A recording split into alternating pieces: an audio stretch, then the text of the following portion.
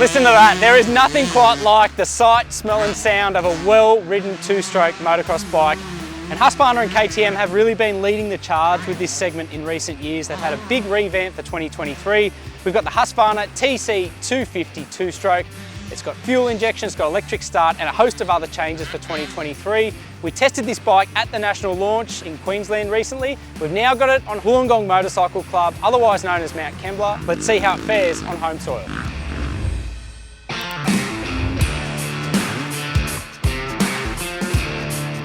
2023 marks some of the biggest changes to Husqvarna's two-stroke range in recent memory, including the installation of fuel injection, an electronic power valve, electric start and much more. Sharing fundamental upgrades with Husky's four-stroke range for 2023, the TC250 two-stroke tested here boasts a reworked design, chassis and key parts. Changes so extensive that officials say there are only 7 carryover elements from the predecessor. The TC250 asks a pretty penny for the privilege, rivaling four-stroke machines in price at $14,138 right away. So I think the redeeming feature here is that even with all that new technology, this thing is still so lightweight compared to the four-stroke class. I think it's about 99.6 kilograms fully fueled. It's lean, it's narrow through the middle, it's got a flat seat and plenty of adjustment with the key controls. What I also really like about it is just the quality of components. We spoke about it at the national launch, but just the feeling of the brakes, the hydraulic clutch, it's all top quality Brembo stuff and it works really well. The basic ergonomics of it and everything else, it's a bike that's super easy to get comfortable on. Contrasting sharply with the quality of those components is the finish of the Husky's plastics, which we found generally a little lackluster for the pricing premium and very prone to scuffing. A new side plate on the right hand side of the bike near the airbox fell off multiple times during testing, and a quick scan over similar vintage Huskies at race days constantly reveals that the back guard is prone to breakages. The square seat on our Husky also feels a little cumbersome during transitions into and out of corners. With that said, the Husky wins back big points by offering toolless compression and rebound adjustment on the fork and the shock, with the ability to even change your rear high-speed compression by hand.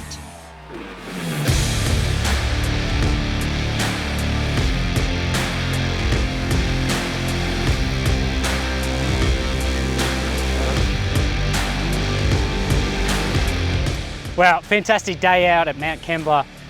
And I think, like a new bike, you kind of treat it like a bit of a starting point. And I think with only half a day's riding under my belt with this thing, I will preface everything I'm about to say by the fact that we need to do a little bit more fine tuning. So first up, basic characteristics. It is incredible just how smooth and how little vibration the TC250 has for a two-stroke motocross machine. I regularly ride a 2019 Yamaha YZ250 carbureted and all the rest. It's full of vibration, it has its own character. And you jump on this, the fact that the brake lever and the clutch lever aren't rattling their heads off and the bike just feels so smooth off the get-go. You could almost mistake it for kind of fouling, especially in the softest mode, but it does rev cleanly through the rev spectrum and has that nice sort of pickup from low RPM through the middle. It's surprisingly torquey, and then of course it has the typical two-stroke tendencies at the higher end of the dial, but you just ride a gear higher and it can get around it. The Husqvarna and KTMs run a WP air fork.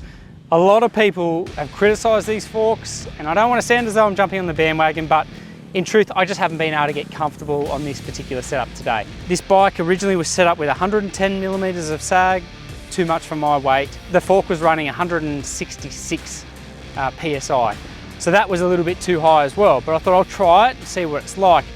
It was really firm and quite slow, which I like through the stroke, but it felt dead as a result. I couldn't really feel where the front wheel was. I couldn't really feel what the tyre was doing, if it was gripping up or not. So we dropped pressure. We went down to 156. Keep in mind that I'm 175 centimeters tall, about 80 kilograms. And we changed the clickers as well, compression to 13 to see what it did. The unfortunate thing, I couldn't get happy medium. I felt as though there was a lot more happening in the initial compliance, so the bike felt busier, and then there was more tendency to sort of pogo its way through the stroke. Now we didn't blow out as such, we weren't getting right to the bottom of the straight. I just haven't been able to get to a setup that I'm really happy with. In terms of the other ergonomics with this bike, yes, it has that typical two-stroke lightness. You don't have the engine braking. It turns relatively well. It feels light in the air. You can kind of change direction pretty confidently with it. But that said, it feels fatter through the middle section of the bike than I kind of expected.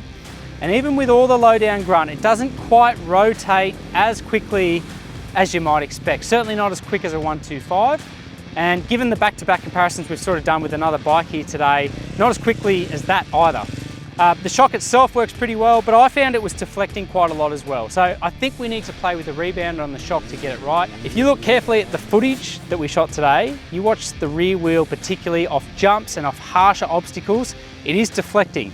So when you combine that and the front, which kind of doesn't feel balanced either, there's just a lot going on the bike, and it's not cultivating confidence the way I might have hoped. Like I said, I regularly ride a two-stroke around here, the YZ250. It has gold valves, it's set up really nicely. I'm chasing that kind of feeling with the WP air fork, but I don't feel as though I'm going to achieve it. Revisiting the suspension on another day, we were able to find settings that seem to work relatively well on the Kembla layout, though only to a point. Across all our settings, we found the suspension still felt unpredictable in its actions and not as consistent or progressive as other components on the market.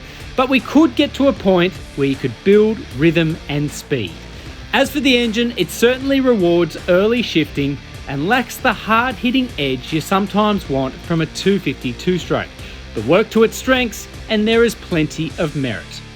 In fairness, the TC250 has loads of potential, but it is clearly a bike that you need to learn in order to get the most from it. It is also a machine that would absolutely rip on a sand track, not on the hard-packed, chopped-out surface that we rode at Kembla. So that is our revisit on the Husqvarna TC250. This bike is an absolute bundle of fun. Even chasing those improvements, I think there is a lot of potential with this machine, and it is clear evolution of the two-stroke machine. Fuel injection, electric start, different riding modes. There is so much capacity with this bike, and I feel like intermediate and advanced riders alike are going to love it. They're going to have a lot of fun.